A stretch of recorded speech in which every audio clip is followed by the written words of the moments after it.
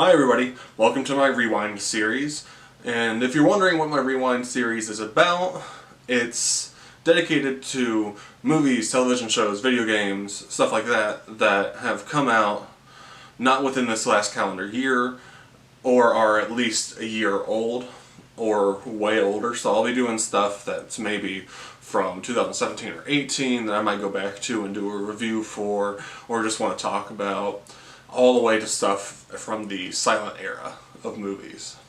And I'm very excited to do this, and I think that with this format it'll be fun.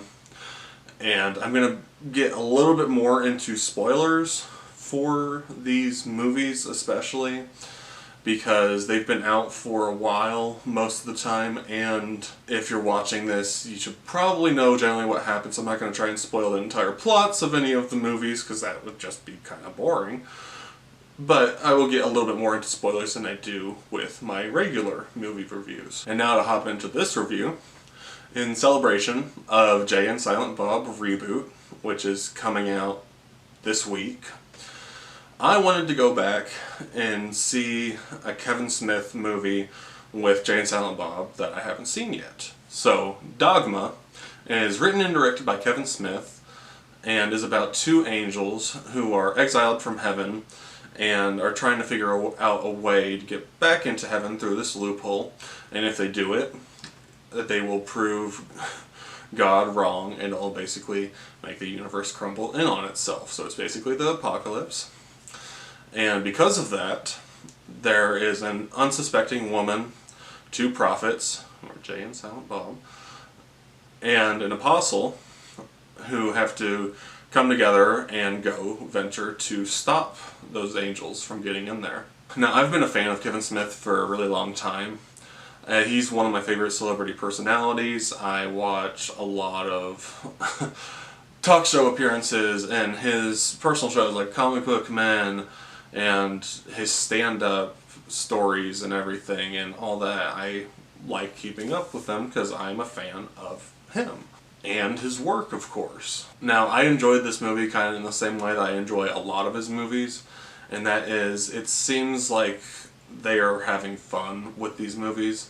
He has said before that he makes movies that he wants to see, which you can kind of tell with that, and he makes very kind of dialogue heavy movies instead of trying to go for elaborate direction and everything. He kind of does simple shooting and whatnot and just lets the characters' interactions and the story take over the movie, which I really enjoy.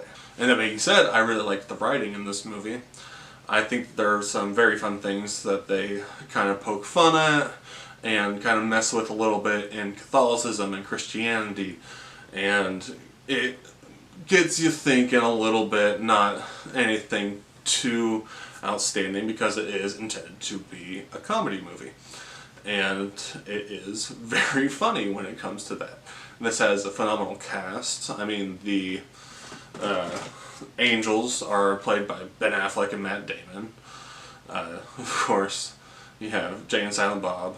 You have George Carlin playing a cardinal in the movie, which is phenomenal casting. If you've ever seen any of George Carlin's stand-up, you can understand why it is kind of hilarious that he's playing a cardinal. And then you have Chris Rock playing the apostle, Rufus, the 13th apostle, and then Jason Lee playing Azazel, who is a demon coming up and trying to help the angels get back into heaven because it'll destroy the universe and he doesn't want to be in hell anymore. And there are several other people that are in the movie that are really good. But the highlight of this movie, which I did not realize when I went into it, because I'd wanted to see this movie for a while now and I just hadn't gotten to it, is Jay and Silent Bob. I originally thought that Jay and Silent Bob only had one of their kind of smaller cameos or smaller scenes, kind of like they do in a couple other of Kevin Smith's movies, but they have a very significant role in this movie where they are in most of the movie. And I think that the way Jay Muse and Kevin Smith play off of each other and play off of everybody else is always just so much fun to see. Even if these movies aren't, like, in some people's opinions, like pieces of art and everything, I think that that a lot of Kevin Smith's movies are just fun to watch, and they're good movies to watch with friends and everything. And I think that stands true with Dogma. I almost forgot, Alan Rickman plays the voice of God, and I thought he was awesome in his role. I love Alan Rickman too. I was very happy to see him every time he was on screen.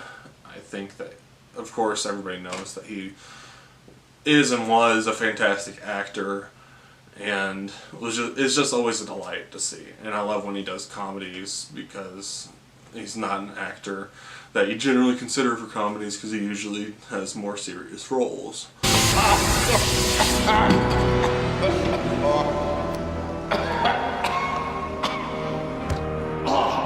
Sweet Jesus, do you have to use the whole can?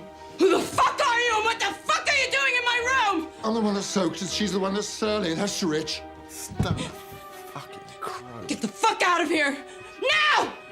Or you do what exactly? Hit me with that fish. But I did enjoy some of the social commentary this movie had. I haven't seen Red State, which I know is a little bit more serious and still has some stuff to do with Christianity, of course, within the plot. I'll watch that eventually. I might even do another rewind for that. But I do find this movie very enjoyable, and I do recommend it to everybody to watch it if you have a sense of humor, and if you're looking to not watch something that's super serious or anything. Definitely go watch it. I mean, it knows what it is, and I mean, the movie came out 20 years ago, so most people have seen it and want to see it, of course, but I really enjoyed it for a first time watch, and I'm going to be rating Dogma 8.0 out of 10. Did you guys enjoy Dogma when you first saw it in theaters, or when you saw it like I did later on? Let me know, and I'll be back with another video.